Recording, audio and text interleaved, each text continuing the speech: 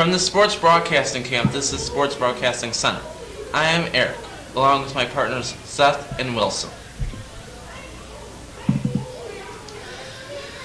The Chicago Blackhawks defeated the Boston Bruins 3-2 in Game 6 of the Stanley Cup Finals to clinch the second Stanley Cup title in 4 years.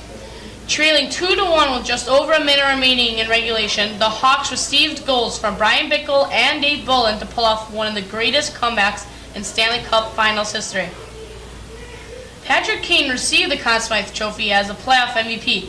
Kane finished with 9 goals and 10 assists in 23 postseason games.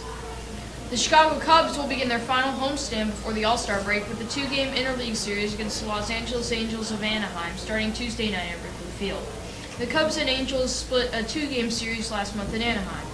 Former Cubs pitcher Jerome Williams will get the start for Anaheim while the Cubs counter with Travis Wood. The Angels are in 4th place in the American League West while the Cubs are in 4th place in the National League Central. Both teams are over 10 games out of first place. The Chicago White Sox will end the first half of the season on the road, starting with a 3-game series against the Tigers in Detroit. This will be the first meeting between the Sox and the Tigers this season. The White Sox will send left-hander Jose Quintana to the mound in Game 1 against former Cy Young winner Justin Verlander. The Sox are trying to get out of the cellar in the AL Central, while the Tigers are trying to hold off the Indians for first place. Now on to basketball. The Chicago Bulls selected Tony Snell from the University of New Mexico with the 20th overall pick in the 2013 NBA draft.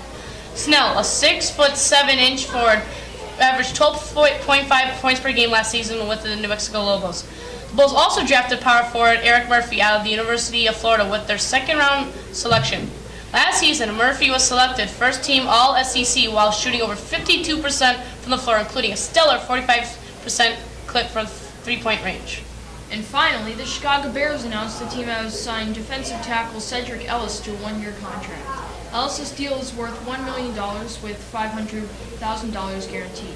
During his 5-year career with the New Orleans Saints, Ellis recorded 134 tackles, 12 sacks, and 2 forced fumbles. That'll wrap it up for Sports Broadcasting Center. For my partners Seth and Wilson, I'm Eric.